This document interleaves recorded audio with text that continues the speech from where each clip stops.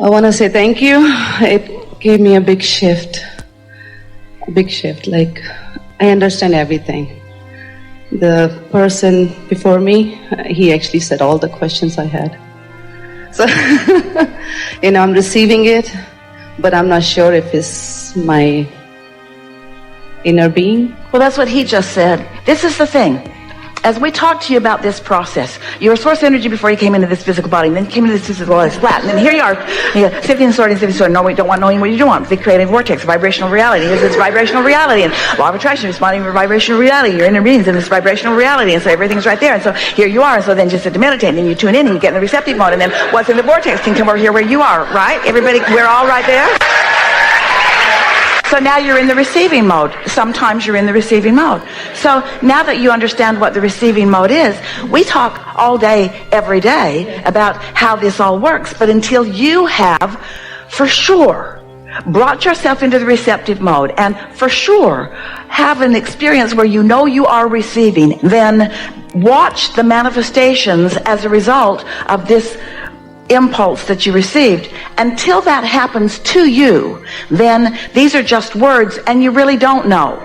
You're just hoping, you might be trying. So if we were standing in any of your physical shoes, we would meditate every day. We would quiet our mind. And in quieting our mind, we would allow our vibration to become vibrationally synced with that of our inner being. So that when those thoughts come, we know for sure that we are in the receptive mode. The thing that trips you up is that through your life experience, you have long believed that if you were ever to become enlightened, which you think is unlikely, if you ever were to become enlightened, because so often those who are stand out and say about themselves how rare they really are. And so you don't really expect yourself to become enlightened. You don't really expect yourself to be one of those special ones who's in the receptive mode. And you really do think that if you should accidentally get into the receptive mode, that really important information will be given to you. It should be solemn. There should be harps playing in the background, and you should be receiving things that are of great importance. And so when Esther comes out of meditation and what she receives is an impulse to move furniture around, some might say, that's not very enlightened. Who's she tapping into? But the feeling of wanting to do that led her to an internet search, which led her to some moving men, which led her to a conversation that was exactly what this young man was looking for and what Esther was wanting to offer. So if we could just convince you that you are physical. Oh wait, you already know that. If we could just convince you that it's good that you are physical, that you are physical beings on the leading edge of thought, that you are physical extensions of source energy, and that manifestations are as spiritual as it gets, so that you could then allow some of the what you have formerly thought were not such spiritual thoughts.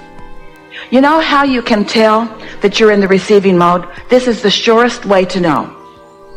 And many of you will relate to this because it happens to you on a really regular basis. So you have put yourself into your quiet spot, or not so quiet spot, where you're meditating. And you've focused upon something that is not very interesting.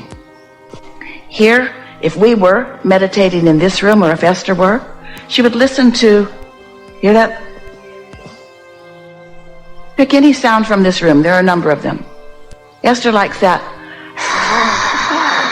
sound, that sort of loudest, dominant sound, the steadiest sound in the room. She doesn't pick the chirping birds. They're too erratic. She would pick the constant, the sound that is the constant, and just focus upon it. So once you do that for a little while, seconds or maybe minutes, you hear it?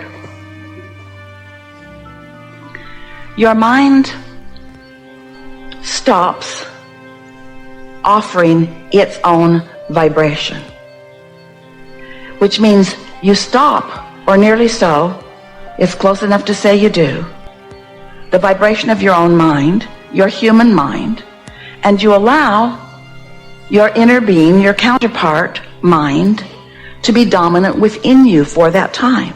which means the vibration of your physical apparatus, which means every cell, which means the cells of your brain, the cells of your gizzard, the cells of all of you rise to the frequency of your inner being, so that there's an alignment there, and then a thought will occur. Now, here's the most important thing. It doesn't matter what the thought is, but it is a wonderful distinction if you can know for sure that you were in that thoughtless space before you received the thought. Because if you can accomplish a thoughtless space for a little while and then receive a thought, trust that that thought is a thought that your inner being is thinking that you are receiving. Now you got to know this. Your inner being knows where you are vibrationally at all times, and knows where you want to be at all times, and knows where you are in relationship to everything you want at all times. So your inner being is offering a thought to you that is the path of least resistance thought for you. And while you might want it to be book material, or you might want it to be an invention that has never been present on your planet before, and eventually it can be that, but at first, your first receiving thoughts, or your thoughts that are the most beneficial to you, are from where you are, what thought could you receive that would lead you in the fastest way to something that is important to you. And so, rather than judging the importance of the thought, evaluate when the thought dropped into your mind. Was my mind busy and active when I got the thought? If it was, it didn't come from source. It was just a continuation of your busy, active mind. You following that? But if your mind was quiet and a thought dropped in, then bask in the deliciousness of that thought and stay there with it for the 15 or 20 minutes that you still have left in your sitting. And it may very well be that that thought will evolve into something more and something more and something more, or maybe another thought will drop in and another.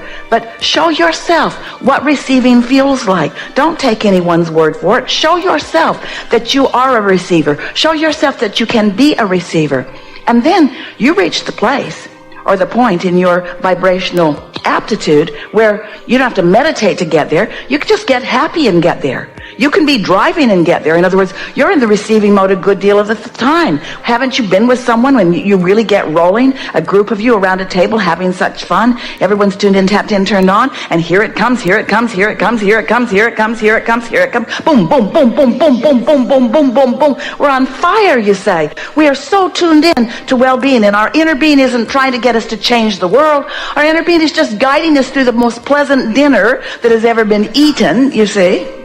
This is what is happening. I'm always getting proof from the universe, from my inner being, that I am manifesting. Everything is good. Everything is the way I like it. It is happening. People I'm meeting, they're guiding me to the right path. Hold that, don't lose it. But we want the proof to be, the satisfaction is the proof. Because proof, until there is that manifestation that you're wanting. But there's plenty of satisfaction, which is proof, satisfaction, which is proof, satisfaction, which is proof, satisfaction, which is proof, before there is the manifestation, the car in the garage or the whatever. Yeah. Yes, I love that all. So there I have this fear. Well, stop it. Because the fear, what is the fear? When you say, I have this fear, what you're actually saying is, sometimes I'm really not in the receiving mode. Sometimes my own conscious thoughts are so in the way that I am not letting it in. That I will take it away myself, that I'm on this path. Well, you might. So what? So what? Aren't you going to allow yourself plenty of step ones? If you don't know what you don't want, how are you going to know what you do want? I like step 5. I don't like step 1. Well,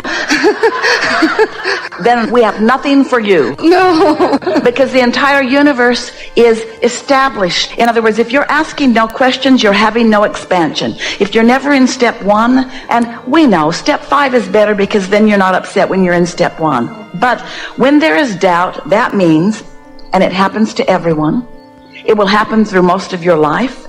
You see, you've thought so many thoughts, and it's a good thing, not a bad thing. Because, consider this, you get it that when you know what you don't want, you know what you do want, and that those rockets of desires, those transmissions of vibration, are what have created this vibrational reality that is the source of all that you are now receiving.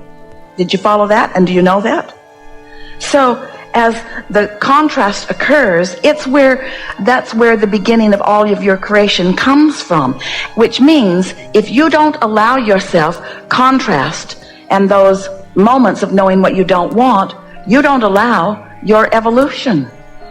The evolution of all that is, the expansion and evolution of every species is about that. You've got to be all right with that.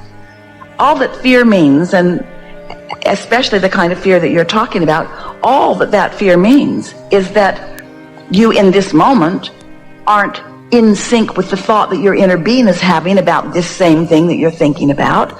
It's just guidance. That's all it is. It's just guidance.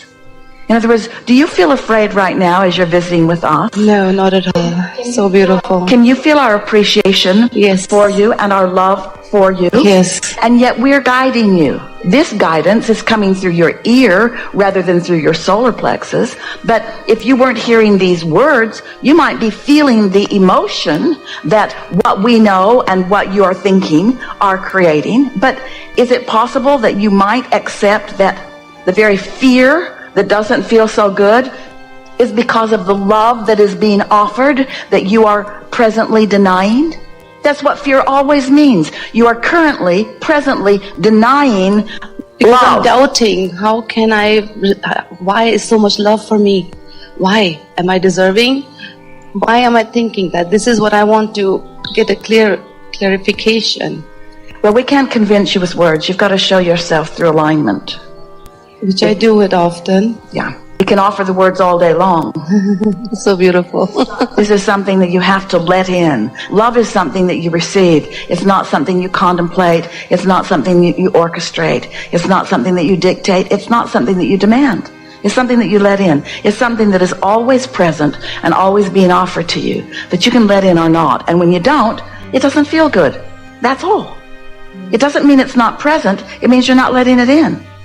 And so when you beat up on yourself by saying, oh, I'm denying myself this love, that just holds you apart from it further. Instead say, oh, this is an indication that I'm denying this love. I think I'll take a nap. I think I'll stop rampaging on this subject that has enough momentum that it's carrying me into a vibration that isn't allowing me to receive the love that is always being offered to me. But see, this is what I noticed, my pattern was, because when I feel so much love, I start pushing even people away from me. When they're like showing me their love, their appreciation. We're not talking about what others are offering. This fear gets me. We're not talking about other humans bringing it to you. So maybe we're talking about two different things. We're talking about you coming into alignment and feeling the wholeness of who you are. But humans often, you're looking for love in all the wrong places. And so there might be someone, here it is. If a person coming towards you is in alignment with who they are, and they are inspired through their alignment, their impulse is to move in the direction of you. If you're in alignment, you will not feel like pushing them away. But there are a lot of people moving towards you who are not in alignment with who they are. Much of the world is acting not from alignment, but from action, acting out of lack.